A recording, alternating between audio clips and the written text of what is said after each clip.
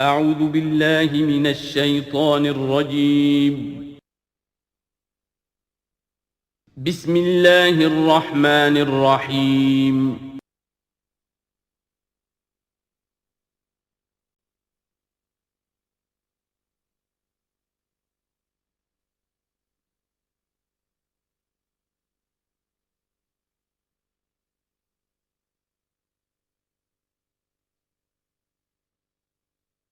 الحمد للہ وکفا والصلاة والسلام علی عباده الذین اصطفیٰ خصوصاً علی افضلہم وخاتم النبیین محمد الامین وعلی آلہ وصحبہ اجمعین اما بعد فقد قال اللہ تبارک وتعالی کما ورد فی سورة الاعراف اعوذ باللہ من الشیطان الرجیم بسم اللہ الرحمن الرحیم فوسوس لهما الشیطان لیبدی لهما ما وري عنهما من سوآتهما وقال ما نهاكما ربكما عن هذه الشجرة إلا أن تكونا ملكين أو تكونا من الخالدين وقاسمهما إني لكما لمن الناصحين فدلاهما بغرور فلما ذاقا الشجرة بدت لهما سوآتهما وطفقا يخصفان عليهما من ورق الجنة وناداهما ربهما ألم أنهكما عن تلكما الشجرة وأقل لكما إن الشيطان لكما عدو مبين قالا ربنا ظلمنا أنفسنا وإن لم تغفر لنا وترحمنا لنكونن من الخاسرين صدق الله العظيم رب اشرح لي صدري ويسر لي أمري واحلل عقدة من لساني يفقهوا قولي اللهم ربنا الہمنا رشدنا واعذنا من شرور انفسنا اللهم ارنا الحق حقا وارزقنا اتباعه وارنا الباطل باطلا وارزقنا اجتنابه آمین یا رب العالمین۔ سورہ اعراف کے دوسرے رکوع میں قصہ آدم و ابلیس قرآن حکیم میں دوسری مرتبہ بیان ہو رہا ہے۔ اس سے پہلے یہ سورہ بقرہ میں اس کے چوتھے رکوع میں آ چکا ہے۔ البتہ آپ دیکھیں گے کہ اگرچہ یہ قصہ جو ہے قرآن مجید میں 7 مرتبہ آیا ہے، 6 مرتبہ مکی صورتوں میں اور 1 مرتبہ مدنی صورت میں، لیکن یہ کہ ہر جگہ کوئی نہ کوئی بات نئی ہے، اس لیے کہ جس دور سے بھی یہ تحریک جو ہے حضور کی دعوت کی گزر رہی تھی، اس دور کے حوالے سے کچھ چیزیں جو ہیں وہ ہر جگہ پر آپ کو مزید نمایاں ملیں گی۔ اب مثلاً اس رکوع کے شروع میں ہمیں وہ عظیم آیت ملی ہے کہ جس میں جمع کا صیغہ اختیار کیا گیا ہے، وَلَقَدْ خَلَقْنَاكُمْ ثُمَّ صَوَّرْنَاكُمْ ثُمَّ قُلْنَا لِلْمَلَائِكَةِ اسْجُدُوا لِآدَمَ فَسَجَدُوا إِلَّا إِبْلِيسَ، اس کے بارے میں پچھلی مرتبہ میں عرض کر چکا ہوں۔ اب دوسری بات جو آ رہی ہے وہ یہ ہے کہ جو شیطان نے ورغلایا حضرت آدم کو اور حضرت حوا کو سلام علیہما، کہ جس درخت کا پھل کھانے سے اللہ تعالیٰ نے انہیں روک دیا تھا، کسی طریقے سے ورغلا کر انہیں اس درخت کا پھل کھانے پر آمادہ کر لیا۔ اس کے لیے لفظ آیا فوسوس لہما۔ یہ وسوسہ اصل میں ہم یہ سمجھتے ہیں کہ شاید یہ چیزیں اس طور سے ہو رہی تھی جیسے کہ ہم ایک دوسرے کے سامنے کھڑے باتیں کر رہے ہیں، ایک دوسرے کو پہچان رہے ہیں، لیکن حضرت آدم اور حوا کے بھی دلوں میں وسوسہ اندازی کی ہے شیطان نے، جیسے کہ شیطان وسوسہ اندازی کرتا ہے ہمارے دلوں میں۔ یہ مکالمے اس طرح کے نہیں ہے کہ وہ ایک ہی محفل میں کھڑے ہوئے، عام طور پر سورہ بقرہ کے چوتھے رکوع میں بھی اور دوسرے مقامات پر بھی ہمارا تصور کچھ اور رہتا ہے، لیکن یہاں وہ پردے حائل ہیں۔ ابلیس جو ہے وہ یقیناً جو ہے جنات میں سے تھا، حضرت آدم علیہ السلام کے لیے اس وقت بھی وہ انویزیبل تھا، لہذا نفس جو آیا ہے فوسوس لہما الشیطان، وسوسہ ان کے دلوں میں ڈالا۔ لیبدی لہما ما وری عنہما من سوآتہما۔ اب یہاں خاص طور پر ایک بات آ رہی ہے، اس کو ہم متشابہات ہی میں شمار کریں گے۔ یہاں ایک خاص اثر ظاہر کیا جا رہا ہے کہ وہ شجر ممنوع تھا، اس کا پھل کھانے کا ایک نتیجہ برآمد ہوا، اور وہ یہ ہوا کہ حضرت آدم اور حوا پر ان کی شرمگاہیں جو ہیں وہ نمایاں ہو گئیں۔ یا تو ایسا ہے کہ پہلے انہیں شعور نہیں تھا، اب شعور پیدا ہو گیا، یا یہ کہ انہیں کوئی خاص لباس جنت کا حلہ اللہ تعالیٰ نے عطا کیا ہوا تھا، وہ لباس اتر گیا اس درخت کا پھل کھانے کے نتیجے میں۔ یہ چیزیں ایسی ہیں کہ جس سے یقیناً بہت سے لوگوں کو کچھ قیاس آرائیوں کا موقع ملا ہے۔ بعض لوگوں کے نزدیک یہ نیکی اور بدی کی تمیز کا درخت ہے اصل میں، کہ جس کو کھاتے ہی نیکی اور بدی کی تمیز پیدا ہو جاتی ہے۔ بعض حضرات کا خیال یہ ہے کہ یہ اصل میں پہلا سیکشول ایکٹ ہے آدم اور حوا کے مابین، جس کو اس سے تعبیر کیا گیا ہے۔ یہ مختلف آراء ہیں، مختلف جو ہیں اس میں قیاسات ہیں، لیکن صحیح بات شکل یہی ہے کہ اس کے ضمن میں ابھی ہمیں اس کو متشابہات ہی کے دائرے میں رکھ کر اور اس کے بارے میں کوئی قطعی اور حقیقی اور یقینی رائے جو ہے قائم کرنے کی کوشش نہیں کرنی چاہیے، تاکہ کہیں اور معلومات جو ہیں ہماری سائنس کے ذریعے سے اکتشافات اور معلومات کا دائرہ اور وسیع ہو جائے تو اس سے ہم پہنچ جائیں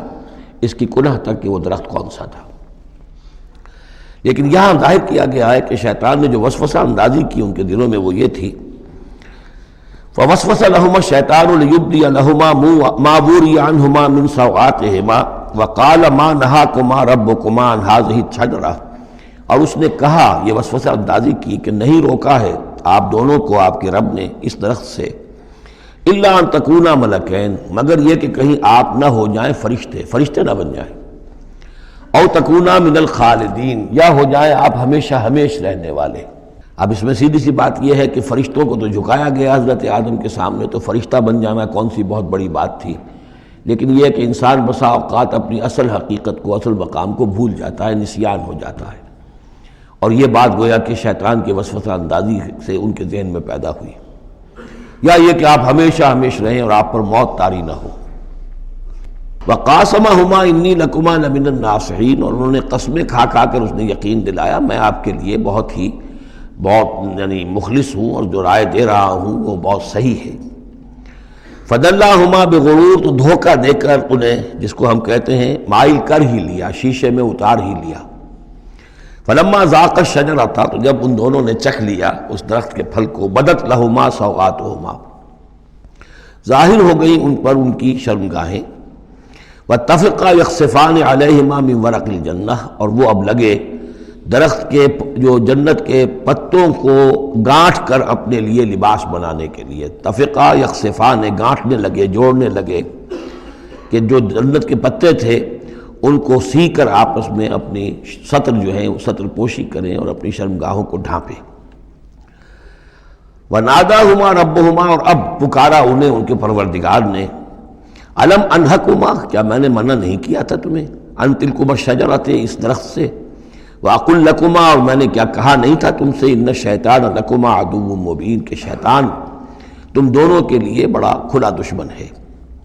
قَالَا رَبَّنَا ظَلَمْنَا أَنفُسَنَا، تو ان دونوں نے کہا کہ اے رب ہمارے، ہم نے اپنے اوپر ظلم کیا، زیادتی کی، ہم اپنی غلطی کا اعتراف کرتے ہیں۔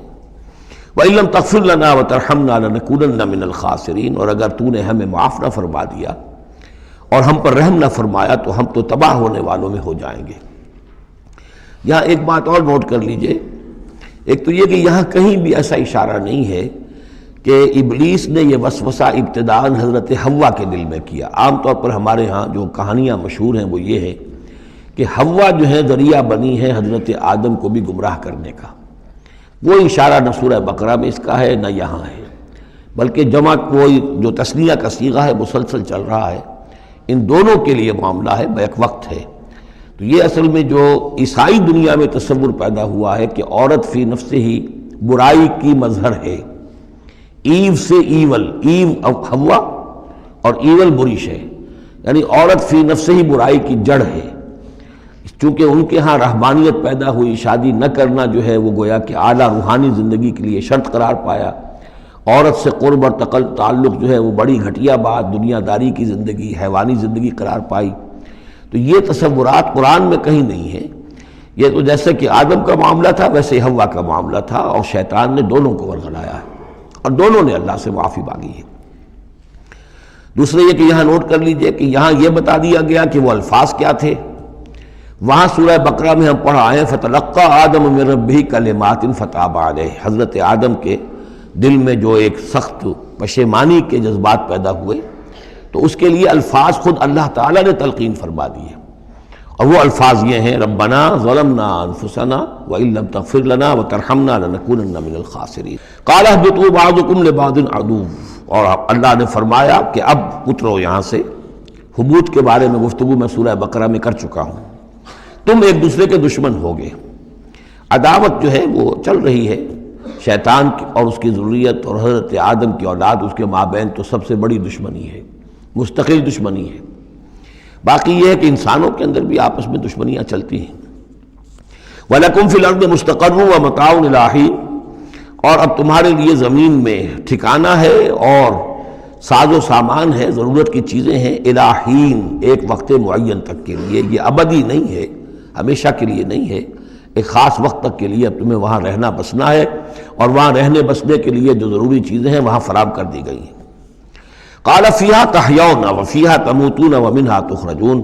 ساتھ یہ بھی فرما دیا کہ اب اسی زمین میں تم رہو گے اور اسی میں تم مر کر داخل ہو جاؤ گے، فیہا تموتون، اسی میں مرو گے، ومنہا تخرجون، اور اسی میں سے تمہیں دوبارہ نکال لیا جائے گا بعث بعد الموت۔ یا بنی آدم قد انزلنا علیکم لباسا یواری سوآتکم وریشا، اب یہاں ایک جو یعنی ایک راہبانہ تصور ہی، الٹا قسم کا راہبانہ تصور جو ہے، یوں سمجھیے کہ پیدا ہو گیا تھا عرب کے لوگوں میں بھی۔ وہ سمجھتے تھے جیسے آج بھی دنیا میں نیوڈسٹ سوسائٹیز جو ہیں وہ کہتے ہیں لباس ایک تکلف ہے، خامخواہ ہے، جب انسان کو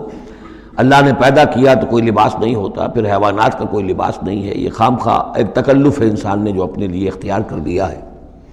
عرب میں یہ رواج پڑ گیا تھا کہ مادر زاد برہنہ ہو کر مرد اور عورتیں طواف کرتے تھے خانہ کعبہ کا، اور یہ گویا کہ بڑا اونچا کام تھا،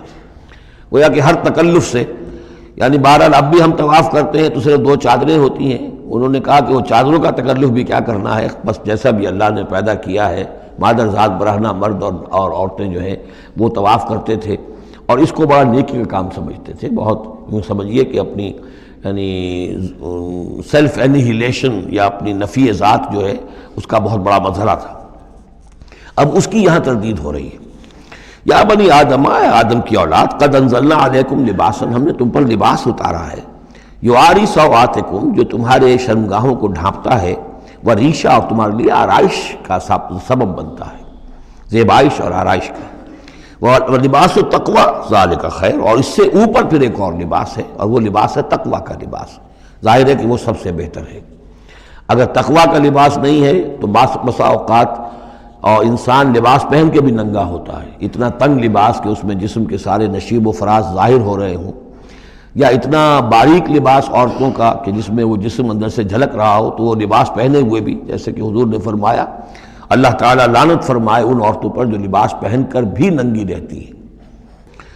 تو لباس التقوی ذالک خیر، ایک اور اضافی جو ہے وہ تقوی کا ہے، شرم ہو، حیا ہو، تقوی ہو۔ ذالک من آیات اللہ لعلہم یذکرون، یہ اللہ تعالیٰ کی آیات میں سے ہے تاکہ یہ لوگ نصیحت اخذ کریں۔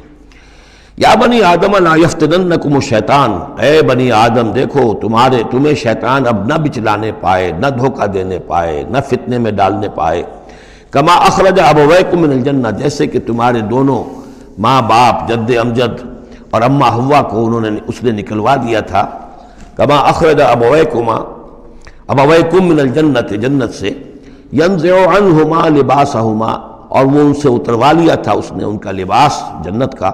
لیریہما سوآتہما، تاکہ دکھائے انہیں، ان پر عیاں کر دے ان کی شرمگاہیں۔ انہ یراکم ہو وقبیلہ من حیث لا ترونہم، ایک بات جان لو کہ وہ یعنی ابلیس خود، چونکہ اسے بھی چھوٹ ملی ہوئی ہے قیامت تک کے لیے، وہ مسلسل زندہ ہے، اور قبیلہ اور اس کی قوم، اس کی ذریت اور اس کے جو ایجنٹ ہیں جنات میں سے، چونکہ وہ انویزیبل ہیں تو وہ تمہیں دیکھتے ہیں، تاکتے ہیں تمہیں، تم پر داؤ لگاتے ہیں، یراکم ہو وقبیلہ من حیث لا ترونہم، جہاں سے تم انہیں نہیں دیکھ سکتے۔ انا جعلنا الشیاطین اولیاء للذین لا یؤمنون، ہم نے تو شیاطین کو ان لوگوں کا دوست بنا دیا جو ایمان نہیں لاتے، جو ایمان نہیں رکھتے، ایمان نہیں لاتے، تو شیطان جو ہے جیسے گندگی جو ہے اس کے اوپر مکھی آئے گی، ایسے ہی جہاں اللہ کا ذکر نہیں ہے، اللہ کا ایمان نہیں ہے، خانہ خالی را دیو می گیرت، تو وہاں یہ شیاطین جن جو ہیں آ کر اڈا جمائیں گے۔ وَإِذَا فَعَلُوا فَاحِشَةً، اور جب یہ ایک بے حیائی کا کام کرتے ہیں، یعنی ننگے عریاں طواف، قالوا وجدنا علیہ آباءنا، کہتے ہیں ہم نے پایا اپنے آباء و اجداد کو یہی کچھ کرتے ہوئے، واللہ امرنا بہا، اور جب ہمارے آباء و اجداد یہ کرتے تھے تو یقیناً اللہ ہی نے ہمیں اس کا حکم دیا ہوگا۔ یہ گویا کہ ان کے نزدیک سرکمسٹانشل ایویڈنس تھا کہ جب ایک ریت چلی آ رہی ہے، ایک رسم چلی آ رہی ہے تو یقیناً اللہ ہی نے کہا ہوگا۔ قل ان اللہ لا یامر بالفحشاء، نبی ان سے کہہ دیجئے اللہ تعالیٰ بے حیائی کا حکم نہیں دیتا۔ اتقولون علی اللہ ما لا تعلمون، تو کیا تم اللہ کی طرف منسوب کر رہے ہو، یعنی جھوٹ جڑ کر اور جھوٹ گھڑ کر اس کو جڑ رہے ہو اللہ کی جناب میں، جو جس کا کہ تمہیں کوئی علم حاصل نہیں ہے۔ قل امر ربی بالقسط، کہہ دیجئے اے نبی کہ میرے رب نے تو حکم دیا ہے انصاف کا، عدل کا، توازن کا۔ وَأَقِيمُوا وُجُوهَكُمْ عِنْدَ كُلِّ مَسْجِدٍ، اور اپنے رخ سیدھے کر لیا کرو ہر نماز کے وقت۔ مسجد جو ہے یہ اس میں ظرف ہے، اور ظرف زمان بھی ظرف مکان بھی۔ مسجد سجدے کی جگہ بھی مسجد ہے، اور سجدے کا وقت جو ہے ظرف زمان وہ بھی مسجد ہے۔ وَادْعُوهُ مُخْلِصِينَ لَهُ الدِّينَ، اور اس کو پکارا کرو، اس سے دعا کیا کرو، لیکن اس کے لیے اپنی اطاعت کو خالص کرتے ہوئے، یعنی اللہ تعالیٰ سے دعا کرنے کی ایک شرط ہے، اس کی اطاعت کو اپنے اوپر لازم کرو۔ جیسے کہ سورہ بقرہ میں ہم جہاں روزے اور رمضان کے احکام اور حکمتوں کا بیان ہوا ہے، اس میں فرمایا گیا وَإِذَا سَأَلَكَ عِبَادِي عَنِّي فَإِنِّي قَرِيبٌ أُجِيبُ دَعْوَةَ الدَّاعِ إِذَا دَعَانِ فَلْيَسْتَجِيبُوا لِي، میں تو ہر ایک پکارنے والے کی پکار سنتا ہوں، اس کی دعا کو قبول کرتا ہوں، لیکن اسے بھی چاہیے کہ میرا کہنا مانے،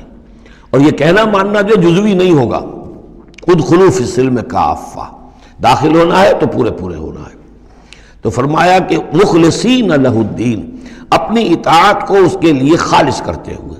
یعنی اس کی اطاعت کے دائرے کے اندر تو اور اطاعتیں ہو سکتی ہیں۔ والدین کا حکم آپ مان لیجئے جس میں کہ اللہ کی معصیت نہ ہو، اساتذہ کا حکم، حکام کا حکم جس میں اللہ تعالیٰ کے کسی حکم کی نفی نہ ہو رہی ہو، وہ ساری اطاعتیں اپنی جگہ پر ہوں گی، لیکن لا طاعۃ لمخلوق فی معصیت الخالق، مخلوق میں سے کسی کی اطاعت نہیں کی جائے گی جس میں خالق کی معصیت لازم آ رہی ہو۔ وَادْعُوهُ مُخْلِصِينَ لَهُ الدِّينَ كَمَا بَدَأَكُمْ تَعُودُونَ، جیسے اس نے تمہیں پہلے پیدا کیا تھا اسی طرح تمہارا اعادہ ہو جائے گا، تم دوبارہ بھی پیدا ہو جاؤ گے۔ فَرِيقًا هَدَىٰ، ایک گروہ وہ ہے کہ جس کو اللہ نے ہدایت دے دی ہے، وَفَرِيقًا حَقَّ عَلَيْهِمُ الضَّلَالَةُ، اور ایک گروہ وہ ہے کہ جس کے اوپر گمراہی مسلط ہو چکی ہے، جس کے حق میں گمراہی ثابت ہو چکی ہے، یعنی ان کی روش کی وجہ سے، ان کی ضد، ان کی ہٹ دھرمی، ان کے تعصب، ان کے حسد، ان کے تکبر کی وجہ سے اب وہ مستحق ہو چکے ہیں۔ حق علیہم الضلالہ انہم اتخذوا الشیاطین اولیاء، اور یہ اس لیے کہ انہوں نے شیطانوں کو اپنا رفیق اور ساتھی بنایا من دون اللہ، اللہ کو چھوڑ کر، ویحسبون انہم مہتدون، اور سمجھتے یہ ہیں کہ ہم بہت ہدایت پر ہیں، سیدھے راہ پر ہیں۔ یا بنی آدم خذوا زینتکم عند کل مسجد، دوبارہ پھر اے آدم کی اولاد اپنی زینت لے لیا کرو، خذوا زینتکم، یعنی لباس جو ہے جس کو کہا گیا ریشہ تمہارے لیے آرائش ہے، یہ تمہاری لیے زینت ہے، اللہ نے اتارا ہے اپنی آرائش کا سامان، اور یہ کہ نماز کے لیے جب انسان آئے تو اچھا لباس پہن کر آئے۔ ہمارے ہاں عام طور پر الٹی روش چلتی ہے، دفتر جا رہے ہیں تو بہت اچھا لباس ہے، مسجد جا رہے ہیں تو وہ چاہے میلے کپڑے پہن کے چلے گئے، لیکن یہاں اللہ تعالیٰ فرما رہا ہے یہ نہیں، میرے پاس آتے ہو، میرے دربار میں آتے ہو تو اچھا لباس پہن کر آؤ۔ یا بنی آدم خذوا زینتکم عند کل مسجد وکلوا واشربوا ولا تسرفوا، اور کھاؤ پیو اور اسراف نہ کرو۔ جو کچھ چیزیں ہم نے بنائی ہیں وہ بہرحال اس لیے بنائی ہیں کہ بنی آدم جو ہے ان کی خوراک کے کام آئیں، جو اچھی چیزیں ہیں۔ انہ لا یحب المسرفین، ہاں وہ اسراف کرنے والوں کو پسند نہیں کرتا، ضائع کرنا، ضرورت سے زیادہ خرچ کرنا، یہ چیزیں جو ہیں یہ اللہ تعالیٰ کو پسند نہیں ہیں۔ اب یہاں پھر اسی رہبانیت کی نفی ہو رہی ہے کہ جس میں سمجھا یہ جاتا ہے کہ اچھا کھانا پینا ہی برا ہے، کاہے کو پہنا جائے، بہت موٹا جھوٹا ہی کھانا چاہیے۔ اچھے کھانے پینے کا مطلب تو یہ کہ نفس پرستی ہو رہی ہے۔ اچھا پہننا جو ہے کیا ضروری ہے، موٹا جھوٹا پہن کے گزارا ہو جائے گا۔ اس معاملے میں سمجھ لیجئے کہ دو حالات میں صورت مختلف ہو جاتی ہے۔ اگر تو دین اللہ کا مغلوب ہے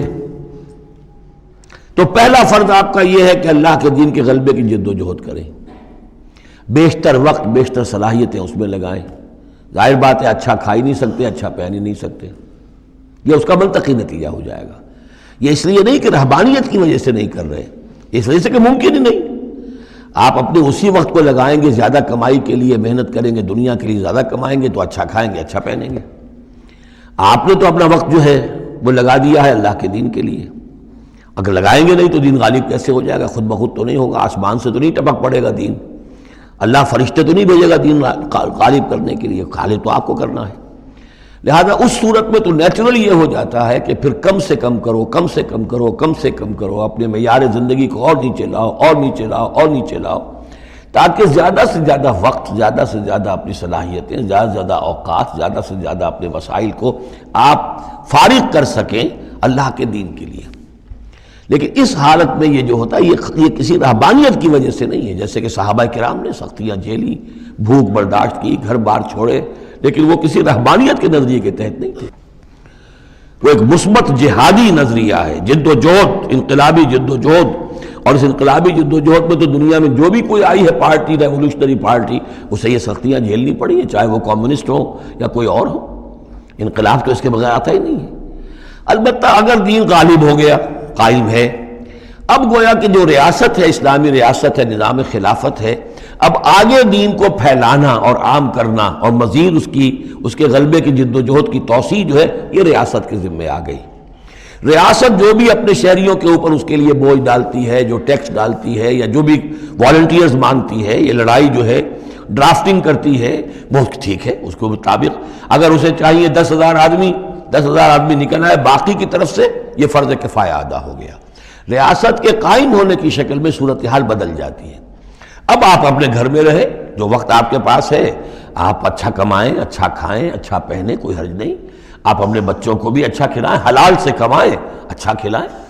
کوئی اسی طریقے سے کوئی آپ کو علمی کوئی آپ کا پرسوٹس ہیں، ایکیڈیمک پرسوٹس ہیں، ان میں لگے، یا یہ کہ اگر آپ نوافل میں لگنا چاہتے ہیں نفل پڑھیں اور اس کے ترقی جو ہے، اپنی روحانی ترقی جو ہے وہ تقرب بالنوافل کے ذریعے سے کرتے چلے جائیں۔ تو یہ تینوں راستے جو ہیں انسان کے لیے کھلے ہوں گے۔ کب؟ جبکہ دین غالب ہو۔ اس بنیادی بات کو نہیں لوگوں نے سمجھا ہے، اس لیے وہ رہتے ہیں کنفیوژن میں۔ صاحب اولاد کا بھی حق ہے، صاحب بیویوں کا بھی حق ہے، اس کا بھی حق تو سب کا ہے، لیکن یہ کہ وہ جو صحابہ کرام کو یاد نہیں تھا کہ ان کے بھی حقوق ہیں، یا ان کا دین اور تھا، ہمارا دین اور ہے؟ کیا حضور کو پتہ نہیں تھا کہ میری ازواج مطہرات کے بھی دین ہے، ان کا بھی کیا بھی حق ہے؟ انہوں نے ذرا اپنے نفقے کے اندر اضافے کا مطالبہ کیا تو گویا کہ ایلا کا معاملہ کر لیا، گویا کہ طلاق کی دھمکی دے دی۔ یہ کیوں ہوا؟ کیا ان کے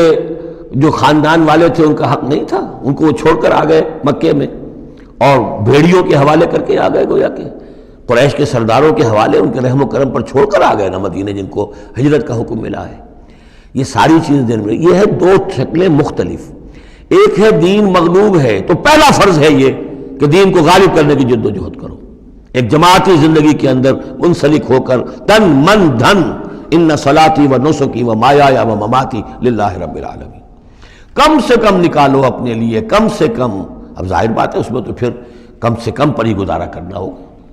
صرف سبسسٹنس لیول جس کو کہا جائے، اپنے آپ کو برقرار رکھنے کے لیے، تاکہ جسم اور جان کا رشتہ تعلق جو ہے برقرار رہے، کام کر سکے آدمی۔ ہاں جب دین غالب ہو جائے اب مسئلہ بالکل مختلف ہو گیا ہے، اب ریاست ہے اور ریاست نے اپنی فوجیں بھی رکھی ہوئی ہیں، جو بھی ذرائع ہیں، ہاں جب بھی ضرورت ہوگی وہ شہریوں کو بلائے گی، اس وقت حاضر ہونا فرض ہو جائے گا۔ لیکن ورنہ عام حالات میں ریاست اس فرائض کو ادا کر رہی ہے، مزید توسیع دعوت دین کی اور غلبہ دین کی وہ ریاست کے ذمہ ہے، اسلامی ریاست ہے، نظام خلافت ہے۔ اب آپ جو ہے انڈیویجولز کی حیثیت سے اپنے کاروبار میں لگ جائیں، یا کوئی شخص اپنی روحانی ترقی میں لگ جائے، کوئی شخص یہ کہ دولت زیادہ سے زیادہ کمائے اور وہ اس کو ثواب کے کاموں میں صرف کرے، کوئی شخص جو ہے کسی سائنس میں، کسی اور شعبے میں اسے علمی دلچسپی ہو جائے، تحقیق کے کاموں میں، سارے راستے کھلے ہوں گے۔ اس صورت میں اچھا کھانا، اچھا پہننا کوئی حرام شے نہیں، تو جبکہ رہبانیت اس حالت میں بھی اس کے لیے کوئی گنجائش نہیں چھوڑتی، تو یہاں اس کی نفی کی جا رہی ہے اس رہبانیت کے نظریے کی۔ قل من حرم زینت اللہ التی اخرج لعبادہ، کہیے ان سے پوچھئے کس نے حرام کی ہے وہ زینت جو اللہ نے نکالی ہے اپنے بندوں کے لیے، والطیبات من الرزق، اور کس نے حرام کیے ہیں پاکیزہ کھانے کی چیزیں۔ قل ہی للذین آمنوا فی الحیات الدنیا، کہہ دیجئے یہ تمام چیزیں دنیا کی زندگی میں بھی اللہ تعالیٰ نے تو اہل ایمان ہی کے لیے بنائی ہیں، خالصۃ یوم القیامہ، ہاں دنیا میں وہ کفار کو بھی دے رہا ہے، تم بھی کھا پی لو برت لو یہاں پہ جو کچھ کرنا ہے، اس لیے کہ آخرت میں تمہارا کوئی حصہ نہیں ہے۔ البتہ آخرت میں جا کر یہ تمام اچھی چیزیں خالصتاً یوم القیامہ، قیامت کے دن تو یہ خالصتاً جو ہے اللہ کے اہل ایمان بندوں کے لیے ہو جائیں گی، پھر کافر کو کوئی شے نہیں ملے گی۔ کذالک نفصل الآیات، اس طرح ہم اپنی آیات کی وضاحت کرتے ہیں لقوم یعلمون، ان لوگوں کے لیے جو علم رکھتے ہو یا جو علم حقیقی حاصل کرنا چاہیں۔ قل انما حرم ربی الفواحش ما ظہر منها وما بطن، کہہ دیجئے کہ میرے رب نے تو حرام قرار دیا ہے بے حیائی کی باتوں کو، خواہ وہ اعلانیہ ہوں اور خود چھپی ہوئی ہوں، بے حیائی خود چھپی ہوئی ہو وہ بھی اللہ تعالیٰ کو پسند نہیں ہے، وہ بھی حرام ہے۔ والاسم، اور گناہ کو حرام کیا ہے، والبغی، اور ناحق زیادتی کرنا کسی دوسرے پر بغیر الحق، وان تشرکوا باللہ ما لم ينزل بہ سلطانا، اور اس کو حرام ٹھہرایا ہے کہ تم اللہ کے ساتھ شریک ٹھہراؤ کسی ایسی چیز کو جس کے لیے اس نے کوئی سند نہیں اتاری ہے، وان تقولوا علی اللہ ما لا تعلمون، اور حرام قرار دیا اس بات کو کہ تم اللہ کی طرف منسوب کرو وہ چیزیں کہ جو تم نہیں جانتے، جس کے لیے تمہارے پاس کوئی علم نہیں ہے۔ وَلِكُلِّ أُمَّةٍ أَجَلٌ، ہر قوم کے لیے، ہر امت کے لیے ایک وقت معین ہے، یعنی جب بھی کبھی کوئی رسول ہم بھیجتے رہے ہیں تو ایک مدت ہوتی ہے، اس وقت تک اس کو مہلت ہوتی ہے قوم کو کہ وہ رسول کی دعوت سے استفادہ کر لے اور اپنے دلوں کو، اپنے باطن کو منور کر لے، صحیح راستے پر آ جائے۔ اس سے پہلے عذاب نہیں آئے گا، خواہ یہ کہ اہل ایمان تو چاہیں گے وہ جھٹپٹ عذاب آئے، اس لیے کہ بہرحال مسلمان اہل ایمان وہ بھی انسان ہوتے تھے، چکی کے دو پاٹوں کے درمیان پس رہے تھے تو کبھی کبھی خیال آ جاتا تھا کہ اب اللہ تعالیٰ کیوں انہیں اتنی ڈھیل دے رہا ہے، یا ابو جہل کو اتنی ڈھیل کیوں دے دی ہے کہ اس نے حضرت سمیہ رضی اللہ تعالیٰ عنہ کے ساتھ یہ سلوک کیا، ابو جہل کو کیوں اتنی ڈھیل دے دی ہے کہ اس نے حضرت یاسر کو شہید کر دیا رضی اللہ تعالیٰ عنہ۔ لیکن یہ خیال تمہارا اپنی جگہ ہے، ہماری حکمت اپنی ہے۔ ہماری حکمت کیا ہے کہ جب رسول ہم نے بھیجا اس قوم کے لیے ایک اجل معین کر دی، اس اجل سے پہلے عذاب آئے گا نہیں، ہاں جب وہ اجل آ جائے گی پھر وہ رکے گا نہیں، اس کے اندر اندر معاملہ انہیں طے کرنا ہے، ادھر یا ادھر۔ وَلِكُلِّ أُمَّةٍ أَجَلٌ، یہ ہم پڑھ چکے سورہ نام میں کہ اگر میرے پاس ہوتی وہ شے، میرے اختیار میں ہوتی کہ جو تم جلدی مچا رہے ہو تو کبھی کا میرا اور تمہارے درمیان قصہ جو ہے چکایا جا چکا ہوتا۔ فَإِذَا جَاءَ أَجَلُهُمْ، لیکن جب ان کی اجل آ جائے گی، لَا يَسْتَأْخِرُونَ سَاعَةً وَلَا يَسْتَقْدِمُونَ، نہ تو وہ اس کو مؤخر کر سکیں گے ایک گھڑی بھی، اور نہ ہی اس سے کھسک سکیں گے، سرک سکیں گے آگے کی طرف۔ یا بنی آدم اما یاتینکم رسل، اب یہ وہی آیت آ گئی جو سورہ بقرہ میں بھی آئی تھی، فاما یاتینکم منی ہدی فمن تبع ہدایا فلا خوف علیہم ولا هم یحزنون والذین کفروا وکذبوا بآیاتنا اولئک اصحاب النار هم فیہا خالدون۔ یا بنی آدم اما یاتینکم رسل منکم، اے بنی آدم جب بھی تمہارے پاس آئیں گے رسول تم ہی میں سے ہوں گے، تم میں سے تمہاری قوم کے لوگ ہوں گے، یقصون علیکم آیاتی، جو تمہیں میری آیات سنائیں گے، فمن اتقی واصلح، تو جو بھی تقوی کی روش اختیار کرے گا اور اصلاح کر لے گا اور نیکی کی روش اختیار کرے گا، فلا خوف علیہم ولا هم یحزنون، ان کے لیے نہ کوئی خوف ہوگا اور نہ وہ کسی حزن سے دوچار ہوں گے۔ والذین کذبوا بآیاتنا واستکبروا عنہا، اور جو ہماری آیات کو جھٹلائیں گے اور تکبر کی بنا پر انہیں رد کر دیں گے، استکبروا عنہا، استکبار کی بنیاد پر، تکبر کی بنیاد پر رد کر دیں گے، اولئک اصحاب النار هم فیہا خالدون، وہ جہنمی ہوں گے اور رہیں گے ہمیشہ ہمیش۔ فمن اظلم ممن افتری علی اللہ کذبا وکذب بآیاتہ، پھر وہ اس شخص سے بڑھ کر ظالم اور کون ہوگا جو اللہ کی طرف کوئی غلط بات منسوب کرے، افترا کرے اللہ کی طرف، اور یا اللہ کی آیات کو جھٹلائے، یہ دونوں ہم وزن ہیں۔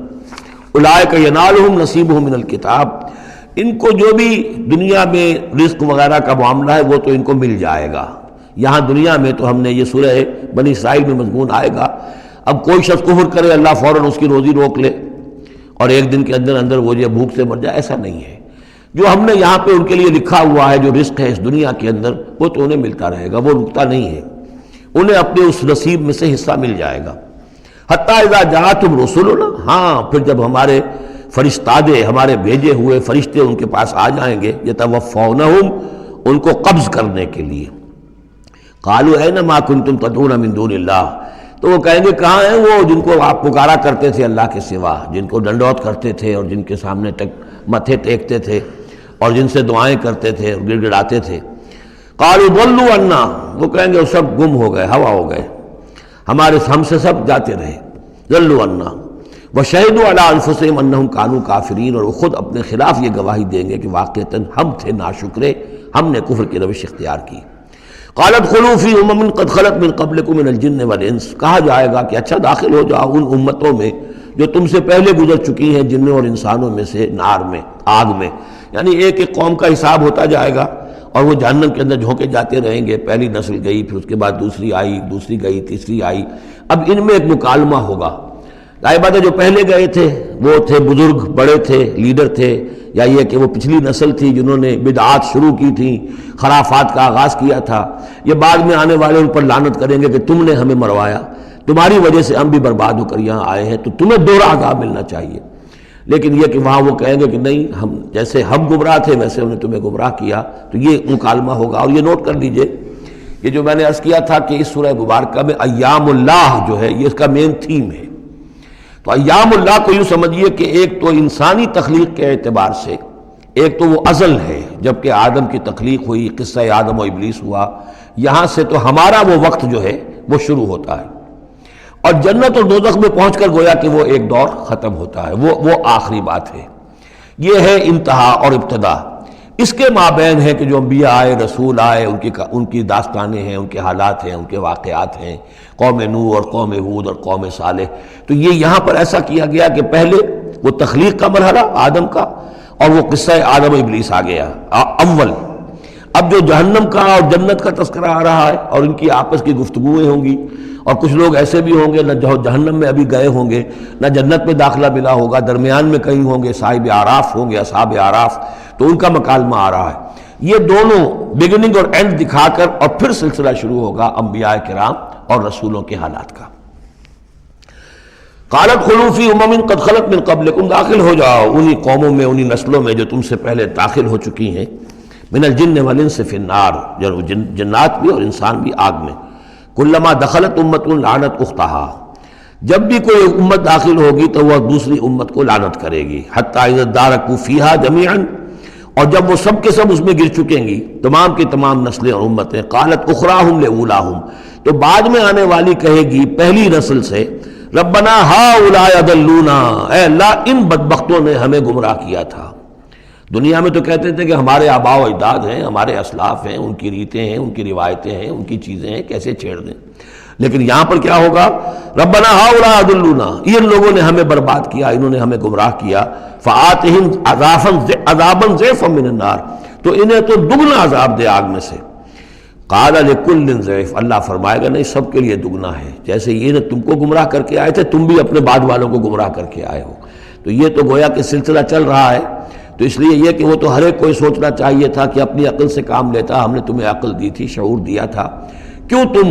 تقلید اعمیٰ کے اندر مبتلا رہے؟ آباء و اجداد کی تقلید ہو رہی ہے، اپنے لیڈروں کی تقلید ہو رہی ہے، تو یہ تقلید اعمیٰ کے لیے تمہیں میں نے آنکھیں دی تھی، تمہیں کان دیے تھے، تمہیں میں نے عقل دی تھی، تمہیں نیکی اور بدی کا شعور دیا تھا، ہر شخص جو ہے وہ ذمہ دار ہے۔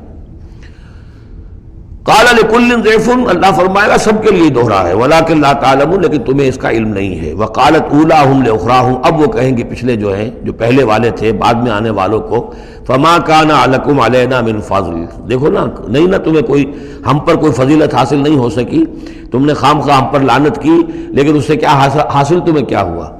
ما کان لکم علینا من فضل فذوقوا العذاب بما کنتم تکسبون، اور اب چکھو مذاق عذاب کا اپنی کرتوتوں کے باعث۔ ان الذین کذبوا بآیاتنا واستکبروا عنہا، یقیناً وہ لوگ جنہوں نے ہماری آیات کو جھٹلایا اور استکبار پھر عنہا، اور بر بنائے تکبر ان کو رد کیا، اعراض کیا ان سے تکبر کی بنیاد پر، لا تفتح لهم ابواب السماء، ان کے لیے آسمان کے دروازے کبھی نہیں کھولے جائیں گے۔ یہ کچھ اشارات ہیں قرآن مجید میں جس سے معلوم ہوتا ہے کہ جہنم اسی زمین پر ہوگی، اور ابتدائی جنت بھی یہی ہوگی، ابتدائی نزل والی جنت جو ہے وہ بھی اسی زمین پر ہوگی، اور جہنم بھی اسی زمین پر ہوگی۔ اور کچھ ایسا سا تصور ہوتا ہے کہ جیسے زمین کو جب کھینچا جائے گا، وَإِذَا الْأَرْضُ مُدَّتْ، زمین کو جب کھینچا جائے گا تو جیسے ربڑ کی کرمچ کی کوئی گیند ہو اس کو کھینچیں تو آپ کو معلوم ہے کہ جو جہاں سے وہ زیادہ موٹی ہے وہ پچک جائے گی، جب وہ پچکے گی تو اس کے اندر جو لاوا ہے اس وقت بھی زمین کے پیٹ میں بھرا ہوا ہے، وہ لاوا وہ ظاہر ہو جائے گا اور وہ جہنم ہوگی۔ واللہ عالم، یہ کچھ اندازے ہوتے ہیں بعض اشارات سے۔ اس لیے کہ فیصلہ جو ہے میدان حشر یہی ہے. احادیث میں میدان عرفات جو ہے اسی کو کھول دیا جائے گا، وسیع کر دیا جائے گا، اور اسی یہیں پر حشر ہونا ہے. وَجَاءَ رَبُّكَ وَالْمَلَكُ صَفًّا صَفًّا، اور پروردگار بھی شان اجلال کے ساتھ نزول فرمائیں گے اور فرشتے آئیں گے فوج در فوج، اور یہیں پر حساب کتاب ہوگا. ابتدائی مہمان نوازی بھی جو ہے وہ یہی ہوگی، لیکن پھر یہ کہ اہل جنت اپنے مراتب کے اعتبار سے اور اوپر کی جنتوں میں چڑھتے چلے جائیں گے. لیکن ظاہر بات ہے یہ لوگ جو ہے یہ یہی کہ یہ رہ جائیں گے. لا تفتح لهم ابواب السماء، ان کے لیے آسمان کے دروازے کھولے ہی نہیں جائیں گے. ولا يدخلون الجنت، اور وہ جنت میں داخل نہیں ہوں گے. حتی یلج الجمل فی سم الخیاط، یہاں تک کہ اونٹ گزر جائے، گھس جائے سوئی کے ناکے میں. اسے کہتے ہیں تعلیق بالمحال. نہ یہ ممکن ہے کہ سوئی کا ناکا اتنا بڑا ہو جائے کہ اونٹ گزر جائے، یا اونٹ اتنا چھوٹا ہو جائے کہ سوئی کے ناکے میں داخل ہو جائے. نہ ان کفار کے جنت میں داخل ہونے کا کوئی امکان ہے. اور یہ بات بھی نوٹ کیجئے کہ یہی بات اصل میں حضرت عیسیٰ علیہ السلام نے تنقید جو انہوں نے کی تھی کہ ایک دولت مند شخص ان کے پاس آیا، جیسے ہمارے ہاں بھی ہوتے ہیں جو لوگ دیندار ہیں، سیٹھ ہیں، اور وہ دین کے کام بھی کرتے ہیں. تو انہوں نے کہا کہ بتائیے آپ کی تعلیم کیا ہو؟ کہ نماز پڑھو، روزہ رکھو. کرو نماز روزہ میں کرتا ہوں. اچھا اپنے غریبوں کے اپنے بال میں سے دو، یہ کرو وہ کرو، یہ بھی میں کرتا ہوں. آپ بتائیے اور کیا ہے؟ پھر آخر میں فرمایا حضرت مسیح نے، اچھا اپنی صلیب اٹھاؤ اور میرے ساتھ چلو. یعنی یہ کہ اب وہ ہے وہ جد و جہد، حق و باطل کی کشاکش، یہ نیکی کے کام کرنا، دھندوں میں لگے رہنا، اور اپنے ساتھ کچھ نہ کچھ نیکی کا کام ہے، کچھ پن ہے، کچھ خیرات ہے، کچھ ثواب کے کام ہے، کوئی نماز ہے، روزہ ہے، یہ تو آسان ہے. لیکن یہ کہ اس کشاکش حق و باطل جو ہے اس میں لگنا، کہ جس میں پھر اندیشہ ہو کہ پھانسی بھی آ سکتی ہے، اندیشہ ہو جان بھی جا سکتی ہے، تکلیف بھی آ سکتی ہے. تو جب انہوں نے کہا کہ اچھا ٹھیک ہے، پھر جب تم نے یہ ساری منزلیں طے کر لی تو آخری منزل ہے اپنی صلیب اٹھاؤ میرے ساتھ آ جاؤ. تو اس شخص کا چہرہ لٹک گیا اور وہ چلا گیا. تو حضرت مسیح نے فرمایا کہ اونٹ کا سوئی کے ناکے میں سے گزرنا ممکن ہے، لیکن کسی دولت مند شخص کا اللہ کی بادشاہت میں داخل ہونا ممکن نہیں ہے.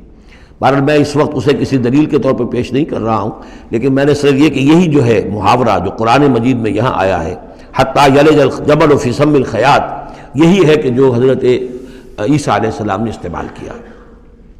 وَكَذَلِكَ نَجْزِي الْمُجْرِمِينَ، اور اسی طرح ہم بدلہ دیتے ہیں مجرموں کو. لَهُم مِّن جَهَنَّمَ مِہَادٌ، ان کے لیے جہنم ہی کا ہوگا بچھونا. وَمِن فَوْقِهِمْ غَوَاشٍ، اور اسی کا اوڑھنا ہوگا، لحاف بھی اسی کا ہے، آگ کا اور اس کے گدے بھی. وَكَذَلِكَ نَجْزِي الظَّالِمِينَ، اور اسی طرح ہم ظالموں کو بدلہ دیں گے. وَالَّذِينَ آمَنُوا وَعَمِلُوا الصَّالِحَاتِ، اور وہ لوگ جو ایمان لائے اور جنہوں نے نیک عمل کیے. لَا نُكَلِّفُ نَفْسًا إِلَّا وُسْعَهَا، پھر آ گئی وہی بات، ہم کسی کو ذمہ دار نہیں ٹھہرائیں گے کسی جان کو مگر اس کی وسعت کے مطابق. محاسبہ ہوگا انڈیویجول، ہم نے کیا کیا کچھ اسے دیا تھا اس کے حساب سے ہم اس سے حساب لیں گے. اولئک اصحاب الجنہ، وہ ہوں گے جنت والے. ہم فیہا خالدون، اور اس میں رہیں گے ہمیشہ ہمیشہ. ونزعنا ما فی صدورہم من غل، اور ہم نکال دیں گے جو کچھ ان کے سینوں میں ہوگا ایک دوسرے کی طرف سے کوئی میل. یعنی اہل ایمان بھی انسان ہوتے ہیں، شکوے شکایتیں ہو جاتی ہیں. دینی جماعتوں میں بھی کبھی کسی معمور کو امیر سے شکایت ہو گئی، کسی امیر کو معمور سے شکایت ہو گئی، کسی ایک رفیق کو دوسرے رفیق سے شکایت ہو. انسان ہے، اور یہ معاملہ جو ہے ایسا بھی ہوتا ہے، زائل بھی ہو جاتے ہیں. کچھ ایسی شکوے شکایتیں ہوتی ہیں کہ باقی رہتی ہیں، ختم نہیں ہوتی ہیں. ان کے اثرات جو ہیں وہ جذبات کچھ ایسے مجروح ہو جاتے ہیں کسی طریقے سے زائل نہیں ہوتے. لیکن فرمایا گیا ہے کئی مقامات پر یہ کہ اللہ تعالیٰ اہل جنت کو جنت میں داخل کرنے سے پہلے جو بھی اہل ایمان میں سے کسی کے لیے ان کے دل میں کوئی کدورت ہوگی، کوئی میل ہوگا، وہ نکال دے گا، تاکہ اب جنت میں داخل ہونے والے سب سررن اخوانن علی سرر متقابلین، بالکل بھائیوں کی طریقے سے صاف دل ہو کر ایک دوسرے کے سامنے رو در رو ہو کر بیٹھیں گے، اور ان کے اندر کوئی غل نہیں رہے گا. یہی دعا بھی ہے جو ہمیں تلقین کی گئی ہے، اللہم اغفر لنا ولاخواننا الذین سبقونا بالایمان ولا تجعل فی قلوبنا غلا للذین آمنوا ربنا انک رؤوف رحیم. پروردگار اہل ایمان میں سے کسی کے لیے بھی ہمارے دل میں غل اور میل یا کدورت یہ باقی نہ رہنے دے، تو اپنے فضل و کرم سے دھو دے. وَنَزَعْنَا مَا فِي صُدُورِهِم مِّن غِلٍّ، بلکہ ان آیات پر حضرت علی کا یہ قول بھی ہے رضی اللہ تعالی عنہ کہ سورہ ہجر کی آیت کے ضمن میں خاص طور پر آتا ہے شان نزول میں تو انہوں نے فرمایا کہ یہ میرے اور معاویہ کے کا ذکر ہے جو یہاں ہو رہا ہے۔ ظاہر بات ہے جنگیں ہوئی ہیں حضرت علی رضی اللہ عنہ اور حضرت معاویہ رضی اللہ عنہ، تو کتنی کچھ ہو گئی ہوگی شکایت ایک دوسرے سے۔ تو یہ آیتیں ہمارے لیے ہیں کہ اللہ تعالیٰ ہمیں دونوں کو جنت میں داخل کرے گا تو ہمارے دلوں سے یہ کدورتیں جو ہے وہ نکال دے گا۔ وَقَالُوا الْحَمْدُ لِلَّهِ الَّذِي هَدَانَا لِهَذَا، اور وہ کہیں گے کل شکر ہے اور کل تعریف ہے اس اللہ کی جس نے ہمیں یہاں تک پہنچایا۔ وَمَا كُنَّا لِنَهْتَدِيَ لَوْلَا أَنْ هَدَانَا اللَّهُ، اور محض اپنے زور بازو سے ہم یہاں تک نہیں پہنچ سکتے تھے اگر اللہ ہی نے ہمیں نہ پہنچا دیا ہوتا۔ لَقَدْ جَاءَتْ رُسُلُ رَبِّنَا بِالْحَقِّ، یقیناً ہمارے رب کے پروردگار کے جو بندے آئے تھے رسول بن کر وہ حق کے ساتھ آئے تھے۔ وَنُودُوا، اور تب انہیں ندا کی جائے گی، پکارا جائے گا، أَن تِلْكُمُ الْجَنَّةُ أُورِثْتُمُوهَا بِمَا كُنتُمْ تَعْمَلُونَ، اب یہ وہ جنت ہے جو جس کے تم وارث بنا دیے گئے ہو تمہارے اعمال کی وجہ سے۔ بندے کا کام یہ ہے کہ وہ یہ کہے گا اے اللہ میں اس لائق نہیں تھا، میرے اعمال ایسے نہیں تھے، میں اپنے اعمال کے بل پر کبھی بھی نہیں اس کا مستحق ہو سکتا تھا،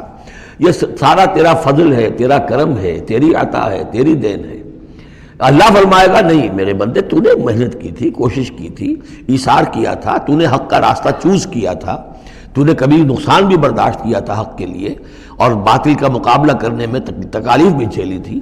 تو بندہ جو ہے وہ کہے گا نہیں پروردگار یہ سب تیرا فضل ہے، اور اللہ کہے گا یہ تمہارے اعمال کی وجہ سے ہے۔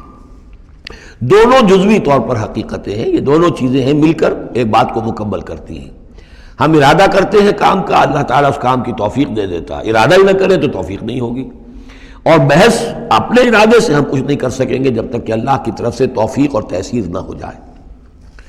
وَنَادَىٰ أَصْحَابُ الْجَنَّةِ أَصْحَابَ النَّارِ،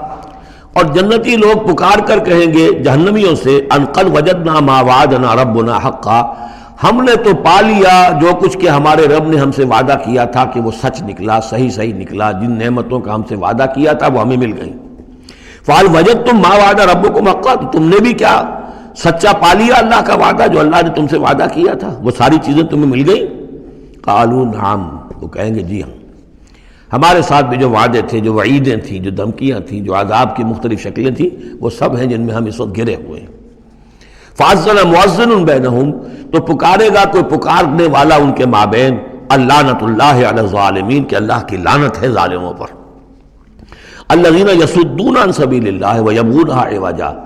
وہ لوگ کہ جو روکتے بھی تھے اور رکتے بھی تھے اللہ کے راستے سے، اور اس راستے میں کجی نکالتے تھے کہ اگر دیکھ لیا کسی شخص کے بارے میں کہ اس کا رجحان ہو گیا ہے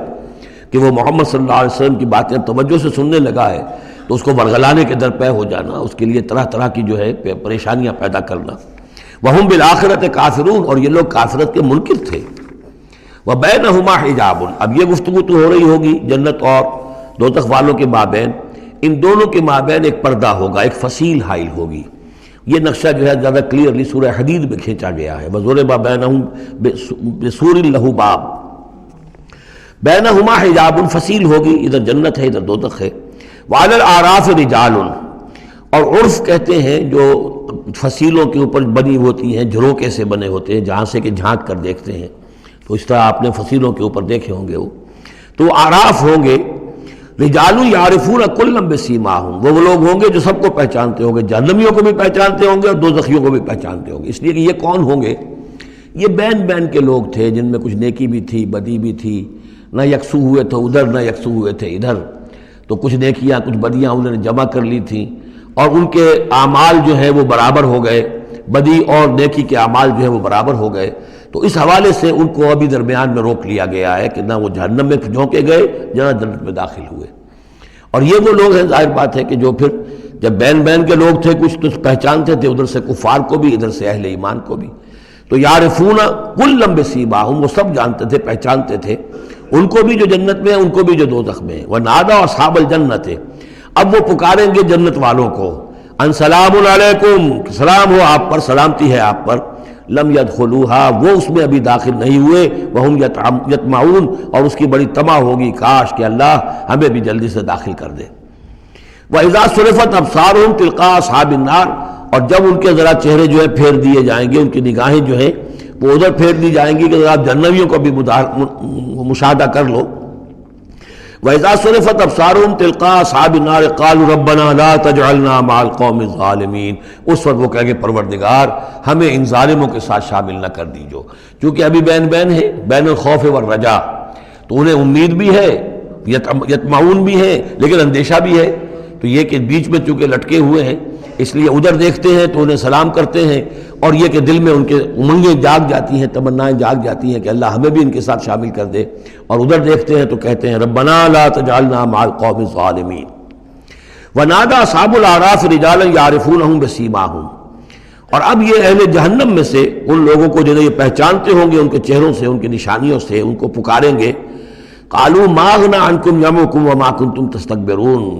کچھ کام نہ آیا تمہاری جمعیت، تمہارے پرے، تمہاری فوجیں، تمہارے حاشیہ نشین، یہ کہاں گئے؟ اور جو کچھ تم تکبر کیا کرتے تھے، اکڑتے تھے، ابو جہل کیا بنا تیرا،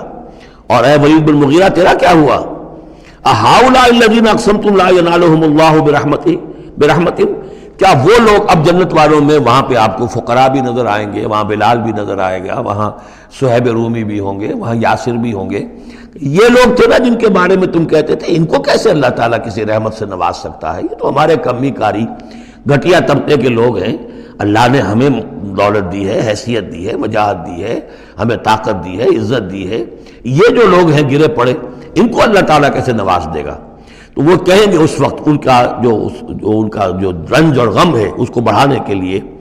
اہؤلاء الذین اقسمتم لا ینالهم اللہ برحمت ادخلوا الجنۃ لا خوف علیکم ولا انتم تحزنون، ان سے تو کہہ دیا گیا داخل ہو جاؤ جنت کے اندر، نہ تم پر کوئی خوف ہے اور نہ تم کسی حزن سے دوچار ہوگے۔ ونادى اصحاب النار اصحاب الجنہ، اور اب پکاریں گے جہنم والے جنت والوں کو، ان افیضوا علینا من الماء، کہ کچھ تو بہا دو ہماری طرف پانی جو اللہ نے تمہیں دے رکھا ہے،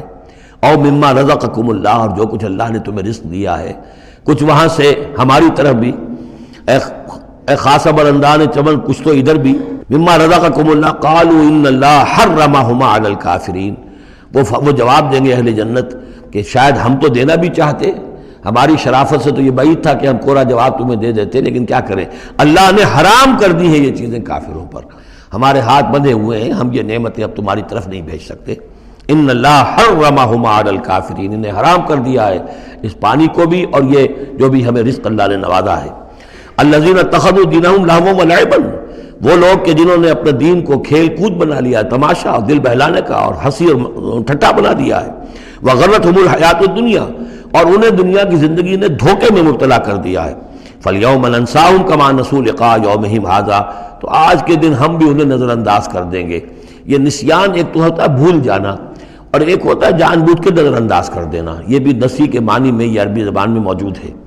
الیوم ننسا، آج ہم بھی انہیں بھلا دیں گے، کیا مطلب بھلا دیں گے؟ یعنی نظر انداز کر دیں گے۔ کما نسوا لقاء یومہم ھذا، جیسے کہ انہوں نے آج کے اس دن کی ملاقات کو بھلائے رکھا تھا یا نظر انداز کر دیا تھا۔ وما کانوا بآیاتنا یجحدون، اور وہ جو ہماری آیات کا انکار کرتے رہے تھے۔ وَلَقَدْ جِئْنَاهُمْ بِكِتَابٍ، اور ہم تو ان کے پاس لے آئے تھے ایک کتاب، فَصَّلْنَاهُ عَلَىٰ عِلْمٍ، جس کی ہم نے پوری تفصیل بیان کر دی تھی علم کے ساتھ، ہدی ورحمۃ لقوم یؤمنون، اور وہ ہدایت بھی تھی اور رحمت بھی تھی ان لوگوں کے لیے جو ایمان لانے والے تھے۔ هل ينظرون الا تاویلہ، یہ کس چیز کا انتظار کر رہے ہیں؟ یعنی آیات عذاب جو قرآن مجید میں آ رہی ہیں ان کے عملی ظہور کا انتظار کر رہے ہیں، یہ انتظار کر رہے ہیں کہ واقعتاً یہ سیلاب کا بند جو ہے وہ ٹوٹ ہی جائے، اور واقعتاً ان کے اوپر جو سیلاب کا دھارا ہے عذاب کا وہ آ جائے۔ هل ينظرون الا تاویلہ، اس انجام کی فکر کر رہے ہیں، اس کا انتظار کر رہے ہیں۔ یوم یاتی تاویلہ، جس دن کہ اس کا مصداق ظاہر ہو جائے گا۔ یقول الذین نسوہ من قبل، تو کہیں گے وہی لوگ جنہوں نے اسے بھلا دیا تھا، پہلے نظر انداز کر دیا تھا، قد جاءت رسل ربنا بالحق، اس وقت وہ کہیں گے کہ یقیناً ہمارے پروردگار کے جو رسول آئے تھے، پیغامبر آئے تھے، وہ حق کے ساتھ آئے تھے۔ فہل لنا من شفعاء، تو ہے کوئی ہمارے لیے سفارش کرنے والے؟ ہل لنا من شفعاء فیشفعوا لنا، کہ وہ ہمارے لیے شفاعت کریں، سفارش کریں۔ اور نردو،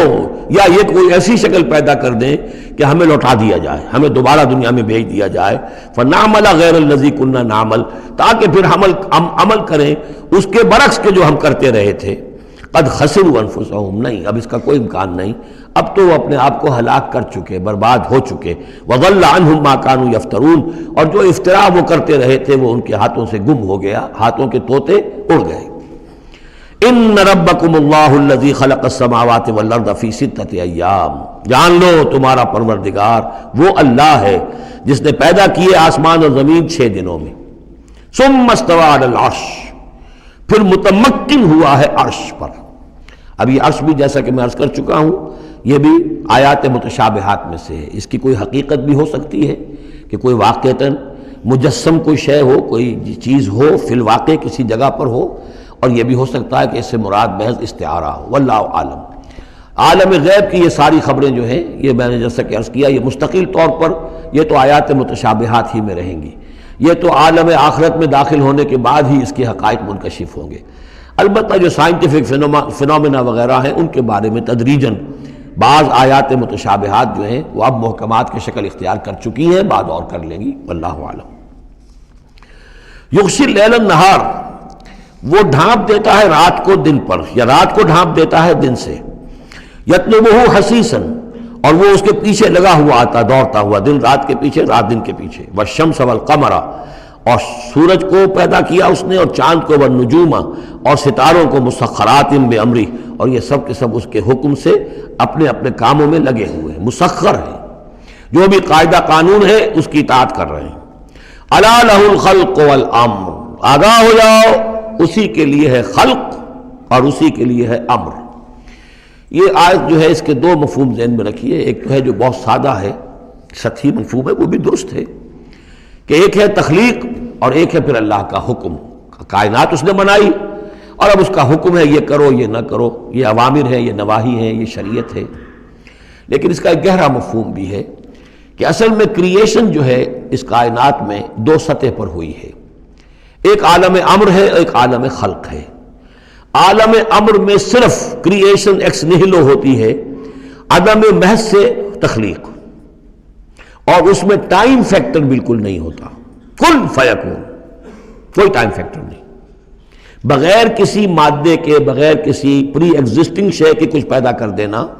اور اس میں کسی ٹائم فیکٹر کا نہ ہونا، یہ عالم امر کا کے خواص ہے. عالم خلق میں کسی شے سے دوسری شے بنتی ہے اور اس کے بعد اس میں ٹائم لازمن ہے. انسان ہے 9 مہینے رحم مادر کے اندر وہ بچہ رہے گا، 8 مہینے رہے، 7 مہینے رہے، بہرحال اسے وقت لگے گا. آم کی گٹھلی ہے، اس آم کی گٹھلی کو درخت بننے میں کئی سال لگیں گے. آسمان اور زمین کی تخلیق ہوئی ہے 6 دنوں میں. ہمیشہ یہ اس کا ذکر ہوگا، اور ظاہر بات ہے 6 دن وہ ہمارے دن تو نہیں ہے. قرآن مجید میں تو کہہ دیا گیا اللہ کا ایک دن 1000 برس کا بھی ہے، ایک دن 50,000 برس کا بھی ہے، یہ ملینمز بھی ہو سکتے ہیں. تو اللہ تعالیٰ نے بنایا ہے آسمان اور زمین کو 6 دنوں میں. تاحال یہ 6 دن ہمارے لیے یہ بھی آیات متشابہات میں سے ہے. لیکن میں سمجھتا ہوں کہ 6 دن اور 7 آسمان، یہ تو زیادہ دیر نہیں گزرے گی کہ انشاءاللہ ان کی حقیقت منکشف ہو جائے گی سائنس کی مزید اکتشافات کے ذریعے سے، اور یہ آیات متشابہات کے دائرے سے نکل کر آیات محکمات میں آ جائیں گی. لیکن یہ کہ اصل بات جو ہے وہ یہ ہے کہ خلق اور امر. اب امر، عالم امر سے متعلق نوٹ کر لیجئے صرف 3 چیزیں ہیں. ارواح انسانی، روحم من امرنا، یسألونک عن الروح قل الروح من امر ربی. ملائکہ عالم امر کی شے ہیں اور وحی عالم امر کی شے ہے. 3 چیزیں ہیں جن کا تعلق عالم امر سے ہے. لہذا فرشتے کے یہاں سے لے کے اور 7ویں آسمان تک جانے میں کوئی ٹائم نہیں لگ سکتا. اسی طرح روح انسانی بھی یہاں سے لے کر 7ویں آسمان تک جا سکتی ہے بغیر کسی وقت کے. روح آسمانی، روح انسانی کا بھی وہی معاملہ ہے جو فرشتے کا ہے. اس لیے کہ یہ عالم امر کی چیزیں ہیں، اور عالم امر میں ٹائم فیکٹر سرے سے ہے ہی نہیں. کن فیکون. البتہ عالم خلق کے اندر وقت لگتا ہے، سفر ہوتا ہے تو سفر میں وقت لگے گا، تخلیق ہوئی ہے تو اس میں وقت لگا. تو یہ ہے اس کا ایک گہرا مفہوم. لیکن بہرحال یہاں پر اب دیکھیے یہ قرآن مجید کا اعجاز ہے. ایسے الفاظ استعمال کرتا ہے کہ عرب کا ایک بدو اس پر سے گزر جائے گا تو اس کو بھی کوئی پیچیدگی نہیں ہوگی. الا لہ الخلق والامر، اسی نے پیدا کیا، اسی کا حق ہے کہ حکم دے. بات صاف ہو گئی اور صحیح ہے، کوئی غلط بات تو نہیں ہے. وہ اپنی ذہنی سطح کے مطابق اس نے اس سے لے لیا، ہدایت پا لی، مطمئن ہو گیا، چل پڑا. لیکن یہ کہ کوئی شخص فلسفی ہے، حکیم ہے، دانا ہے، وہ غور کرتا ہے، وہ دیکھتا ہے امر کا لفظ قرآن میں کہاں کہاں آیا ہے، کس معنی میں آیا ہے، کس کس جگہ پر آیا ہے، ان کو جوڑتا ہے، جوڑ کر نتیجہ نکالتا ہے، تو معلوم ہوتا ہے کہ یہ تو دو بالکل ڈسٹنکٹ عالم ہیں ایک دوسرے سے، عالم خلق، عالم امر، اس کے قوانین جو علیحدہ ہیں، نوامیس علیحدہ ہیں، ان کے ضابطے علیحدہ ہیں۔ تبارک اللہ رب العالمین، بہت بابرکت ہے اللہ جو کہ تمام جہانوں کا رب ہے۔ ادعوا ربکم تضرعا وخفیا، پکارتے رہا کرو اپنے رب کو گڑ گڑاتے ہوئے، عاجزی کے ساتھ اور خاموشی سے، چپکے چپکے۔ بڑی بلند آواز سے دعا مانگنا پسندیدہ نہیں ہے۔ انہ لا یحب المعتدین، یقیناً وہ حد سے گزرنے والوں کو پسند نہیں کرتا۔ ولا تفسدوا فی الارض بعد اصلاحها، دیکھو زمین میں اس کی اصلاح کے بعد فساد نہ مچاؤ۔ وادعوہ خوفا وطمعا، اور اللہ کو پکارا کرو خوف کے ساتھ اور طمع کے ساتھ۔ یہ دوسرا ہو گیا، یعنی دو کمپوننٹس ہوئے۔ اللہ کو جب پکارو تو پہلی دو ڈائمنشنز کیا ہیں کہ پکارو گڑ گڑاتے ہوئے اور چپکے چپکے دل میں، اور دو مزید ڈائمنشنز کیا ہیں، خوف و طمع۔ اللہ کے ساتھ تمہارا معاملہ رہنا چاہیے بین بین، خوف بھی رہے کہ اللہ پکڑ نہ لے، اللہ سزا نہ دے دے، اور اللہ کی مغفرت، اللہ کی رحمت کی امید بھی رہے۔ ما بین الخوف والرجا، رجا امید، خوف خوف کے درمیان، تو خوف و طمع، اللہ کو جب بھی پکارو ان دونوں کے بین بین ہو کر تمہاری کیفیت قلبی اور روحانی ہونی چاہیے۔ ان رحمت اللہ قریب من المحسنین، یقیناً اللہ تعالیٰ کی رحمت جو ہے وہ اہل احسان بندوں کے بہت ہی قریب ہے، بہت نزدیک ہے۔ وَهُوَ الَّذِي يُرْسِلُ الرِّيَاحَ بُشْرًا بَيْنَ يَدَيْ رَحْمَتِهِ، اور وہی ہے جو بھیجتا ہے ہوائیں بشارت دیتی ہوئی اس کی رحمت کے آگے آگے، یعنی بارش جب آنی ہوتی ہے تو اس سے آگے آگے ٹھنڈی ہوا کے جھونکے آتے ہیں، یہ گویا کہ بشارت لے کے آ رہی ہیں کہ بارش آنے والی ہے۔ اب آپ اندازہ کیجئے کہ جہاں بے آب و گیاہ زمین پڑی ہے اور لوگ منتظر ہیں، آسمان کو دیکھ رہے ہیں، اے اللہ ہماری تو ساری محنت جو ہے جا رہی ہے، بیج ضائع ہو رہا ہے، پروردگار اب اگر ذرا ٹھنڈی ہوا کا جھونکا آیا ہے تو یہ ان کے لیے بشارت ہوتی ہے کہ اب اس ٹھنڈی ہوا کے جھونکے کے پیچھے باران رحمت بھی آیا چاہتا ہے۔ یرسل الریاح بشرا بین یدی رحمتہ حتی اذا اقلت سحابا ثقالا، یہاں تک کہ جب وہ ہوائیں اٹھا لاتی ہیں بڑے بڑے بھاری اور بادل، اب یہ بادلوں میں کتنے کتنے ٹن پانی ہوتا ہوگا جو آ رہا ہے زمین پر گرتا ہے، اس کا کوئی حساب کتاب کیا جائے کتنے بھاری بادل ہیں یہ، لیکن یہ ہوائیں ان کو لیے پھر رہی ہیں، روئی کے گالوں کی طرح اڑائے پھر رہی ہیں۔ سقناہ لبلد میت، تو ہم اس کو ہانک دیتے ہیں اس پانی کو ایک مردہ زمین کی طرف، بے آب و گیاہ وادی کی طرف۔ فانزلنا بہ الماء، ہم ان بادلوں کو ہانک دیتے ہیں، وہ ہوائیں جو ہیں ہانک کر لے جاتی ہیں ایک ایسی زمین کی طرف کہ جو مردہ ہے، بے آب و گیاہ ہے۔ فانزلنا بہ الماء، پھر ہم اس پر پانی برساتے ہیں۔ فاخرجنا بہ من کل الثمرات، اور پھر ہم اس سے زمین میں سے ہر طرح کے میوے نکال دیتے ہیں۔ اور کچھ نہیں تو گھاس ہی ہو گئی، چراگاہی ہو گئی، اور اگر آپ نے کچھ بیج ڈالے ہوئے تھے یا یہ کہ بیج پڑے ہوئے تھے کسی باغ کے اندر، اوپر سے گر گر کے اس کے پھلوں میں سے وہ خود بخود پھوٹیں گے، اور وہ جو اللہ تعالیٰ کی طرف سے جو ہے وہ زمین کے اپنے خزانے نکال دے گی۔ کذالک نخرج الموتیٰ، اور یہ ہے اصل جو تشبیہ دی گئی، اسی طرح ہم مردوں کو نکال لائیں گے زمین سے۔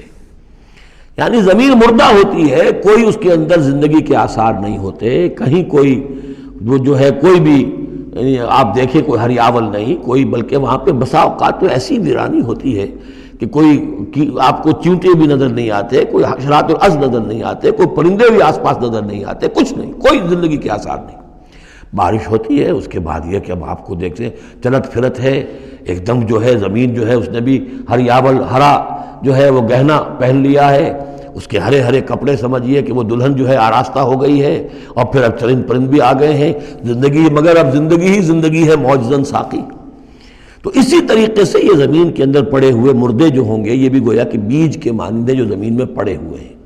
ہمارا حکم آئے گا اور یہ پھوٹ کر نکل آئیں گے۔ کذالک نخرج الموتیٰ لعلکم تذکرون، تاکہ تم نصیحت اخذ کرو۔ والبلد الطیب یخرج نباتہ باذن ربہ، اور جو اچھی زمین ہوتی ہے زرخیز، وہ اپنے رب کے حکم سے اپنا سبزہ نکالتی ہے، اس میں سے نکلتی ہے پیداوار۔ والذی خبث، اور زمین ایسی بھی ہوتی ہے کہ جس میں روئیدگی ہے ہی نہیں، زرخیزی ہے ہی نہیں، جو خراب زمین ہے لا یخرج الا نکدا، وہ کچھ نہیں نکالتی مگر کوئی ناقص سی چیز نکال دے گی، جھاڑ جھکاڑ کچھ ہو جائیں گے۔ یہ نکد لفظ جو پنجابی میں سرائکی میں استعمال کرتے ہیں، یہی اسی لفظ کی نکدہ، بڑی ردی شے، بڑی گھٹیا شے۔ کذالک نصرف الآیات لقوم یشکرون، اسی طریقے سے ہم اپنی آیات کو گردش میں لاتے ہیں ان لوگوں کے لیے کہ جو ان کی قدر کرنے والے ہوں۔ بارک اللہ لی ولکم فی القرآن العظیم ونفعنی وإیاکم بالآیات والذکر الحکیم۔